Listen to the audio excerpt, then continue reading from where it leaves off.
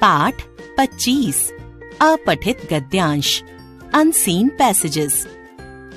कोई भी भाषा सीखने के लिए एवं उसका संपूर्ण ज्ञान प्राप्त करने के लिए आवश्यक है कि मौखिक पठन में कुशलता प्राप्त हो।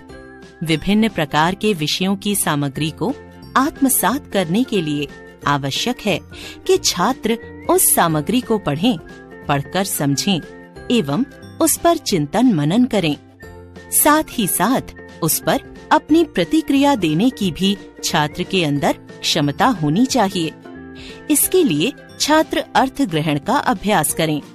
अर्थ ग्रहण का अभ्यास दो तरह से संभव हो सकता है, एक तो पूर्व पठित सामग्री के द्वारा तथा दूसरा किसी ऐसी सामग्री द्वारा जिसे पहले न पढ़ रखा हो। हालांकि दोनों का ही अपना अपना महत्व है, तथापि अपठित सामग्री की अपनी एक विशिष्ट अहमियत है। अपठित सामग्री छात्र के पूर्वानुभव का अंग नहीं होती, अतः इसके आधार पर छात्र की योग्यता को सही तरह से परखा जा सकता है। अपठित गद्यांश पर आधारित पूछे गए प्रश्नों का उत्तर देते समय निम्नलिखित बातों पर ध्यान देना आवश्यक है। दिए गए विकल्पों में से ध्यानपूर्वक सही विकल्प चुनकर ही प्रश्नों का उत्तर दें। गद्यांश का शीर्षक उसकी विषय वस्तु के आधार पर दें। गद्यांश को 2-3 बार ध्यानपूर्वक पढ़ें। प्रश्नों के उत्तर प्रस्तुत गद्यांश में ही होते हैं। अपठित गद्यांश के कुछ उदाहरण। उदाहरण 1। हमारे देश को बनाने में प्रकृति की दो अद्भुत चीजों का बड़ा हाथ है, हिमालय और गंगा। यदि हमारे देश के उत्तर में हिमालय न होता तो मानसून का पानी हमें न मिलता।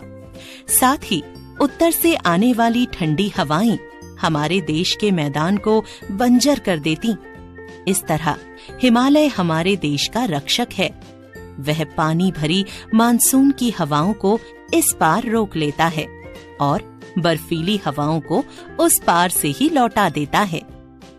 पर केवल इतने से ही हमारे देश का मैदान उपजाऊ नहीं बन गया। बर्फ के रूप में जमे पानी को मैदान तक उतार कर भी तो लाना था, जिससे वह हमें जीवन दे सके। यह काम गंगा नदी ने किया। गंगा एक प्रकार से भारतीय सभ्यता का आधार रही है।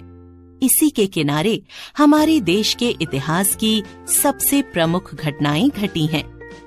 दिए गए गद्यांश को पढ़कर निम्नलिखित प्रश्नों के उत्तर लिखो। क.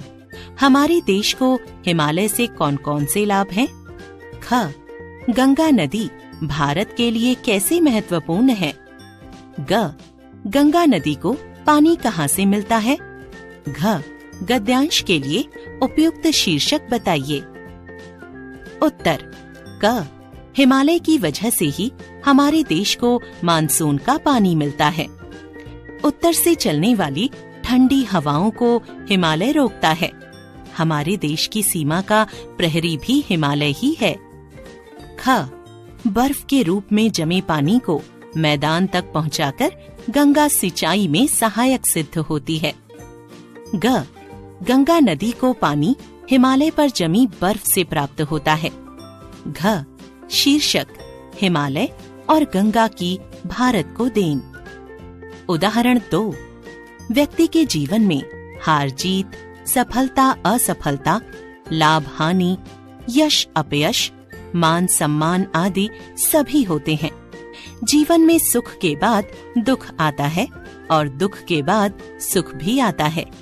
यदि व्यक्ति का मन दुख और असफलता से निराश हो जाए तो वह उन्नति नहीं कर सकता, क्योंकि किसी कार्य की सफलता में मन की स्थिरता की एक महत्वपूर्ण भूमिका होती है।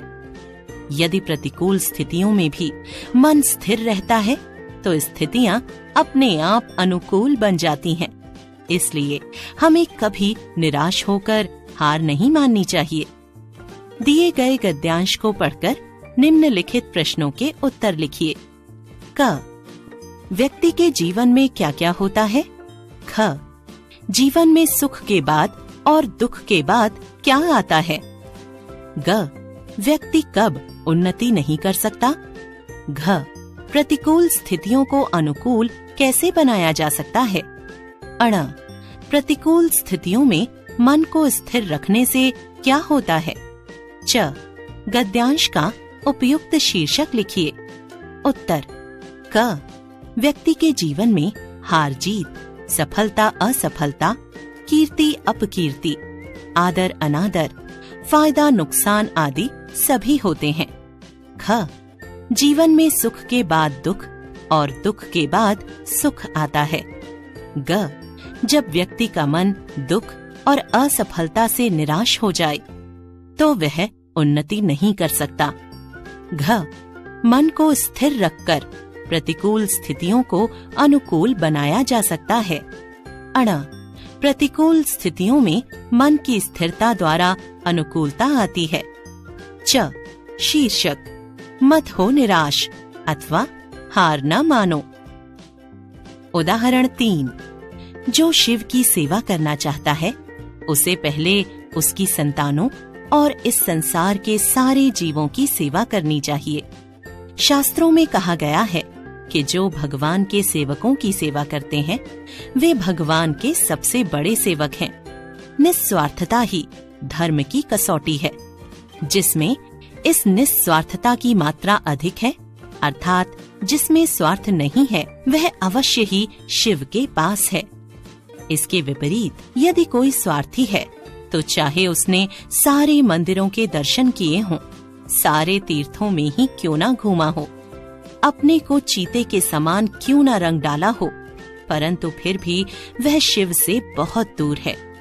जो शिव को दीनहीन में, दुर्बल में और रोगी में देखता है वही वास्तव में शिव की उपासना करता है।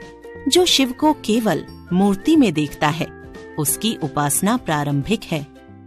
दिए गए गद्यांश को पढ़कर निम्नलिखित प्रश्नों के उत्तर लिखिए। क, शिव की सेवा के लिए पहले क्या करना चाहिए? ख, शास्त्रों के अनुसार भगवान के सच्चे सेवक कौन हैं? ग, धर्म की कसौटी क्या है? घ, शिव का सच्चा उपासक कौन है? अण, गद्यांश का उपयुक्त शीर्षक बताइए। उत्तर: क, शिव की सेवा के लिए सर्वप्रथम संसार के सभी जीवों की सेवा करनी चाहिए। ख, जो भगवान के सेवकों की सेवा करें वे ही भगवान के सच्चे सेवक होते हैं। ग, निस्वार्थता ही धर्म की कसौटी है। घ, जो शिव को दीनहीन, दुर्बल और रोगियों में देखता है वही शिव का सच्चा उपासक है। अण, गद्यांश का उपयुक्त शीर्षक है शिव की आराधना। उदाहरण 4। मेरा यह कर्तव्य है कि मुझे निजी रूप से सारे संसार का राज्य भी क्यों ना मिलता हो, मैं कोई ऐसा काम ना करूं जिससे मेरे देश की स्वतंत्रता को, उसके सम्मान को धक्का पहुंचे, उसकी शक्ति में किसी भी प्रकार की कमी आए।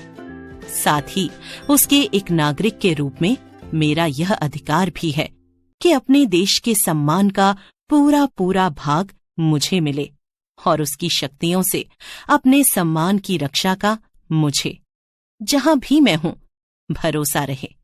हाजी, भला एक आदमी अपने इतने बड़े देश के लिए कर ही क्या सकता है? फिर कोई बड़ा वैज्ञानिक हो तो वह अपने आविष्कारों से ही देश को कुछ बल दे दे, या फिर कोई बहुत बड़ा धनपति हो तो वह अपने धन का भामाशाह की तरह समय पर त्याग करके देश के काम आ सकता है। पर हर एक आदमी ना तो ऐसा वैज्ञानिक ही हो सकता है, ना धनिक ही। और फिर जो बेचारा अपनी ही दाल रोटी की फिक्र में लगा हो, वह अपने देश के लिए चाहते हुए भी क्या कर सकता है? दिए गए गद्यांश को पढ़कर निम्नलिखित प्रश्नों के उत्तर विकल्पों में से चुनिए। क, अपने देश के प्रति हमारा क्या कर्तव्य बनता है? 1. देश के सम्मान की रक्षा करना। 2. आत्मसम्मान की रक्षा करना। 3. देशभक्ति।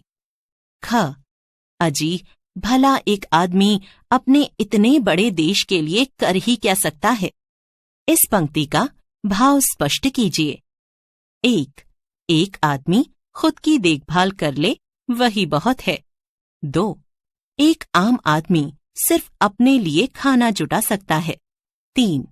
एक आम आदमी के पास धनपतियों सी ताकत और वैज्ञानिकों जैसी प्रतिभा का अभाव होता है। ग. स्वतंत्रता, सम्मान, अधिकार, धनिक शब्दों के विलोम शब्द लिखिए। 1. गुलामी, अनादर, अनधिकार, गरीब। 2. परतंत्रता, अपमान, अनधिकार, निर्धन। 3. परतंत्र, अनादर, अधिकारहीन, गरीब। घ. इस गद्यांश के लिए उचित शीर्षक है 1. मैं और मेरा देश। 2. एक अच्छा नागरिक। 3. स्वदेश।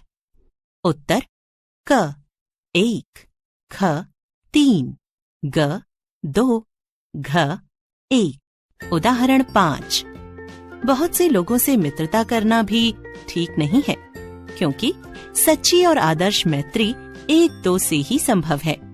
यह भी ध्यान रखना चाहिए कि किसी को भी अपने प्रेम और विश्वास में लेने से पहले खूब जांच परख लेना चाहिए और फिर धीरे धीरे निरंतर अपने प्रेम को प्रगाढ़ता प्रदान करते रहना चाहिए। प्रसिद्ध विद्वान ड्यूमास ने पक्की मित्रता का मंत्र बताते हुए कहा है कि मनुष्य जो स्वयं करे उसे भूल जाए और उसका मित्र उसे सदैव याद रखे। मित्रता का यही आधार है। मिलने पर मित्र का आदर करना, पीठ पीछे उसकी प्रशंसा करना तथा आवश्यकता के समय उसकी सहायता करना ही मित्रता को स्थायी करने का मंत्र है। दिए गए गद्यांश को पढ़कर निम्नलिखित प्रश्नों के उत्तर विकल्पों में से चुनिए। क. सच्ची मित्रता कितने लोगों से संभव है? 1. 1-2 से। 2. 8-10 से। 3. जितना चाहो उतनों से। ख. ड्यूमास के अनुसार पक्की मित्रता का मंत्र है 1. मित्र द्वारा की गई भलाई को हमेशा याद रखना। 2. अपने द्वारा की गई भलाई को याद रखना। 3. मित्र द्वारा की गई भलाई को भुला देना। ग.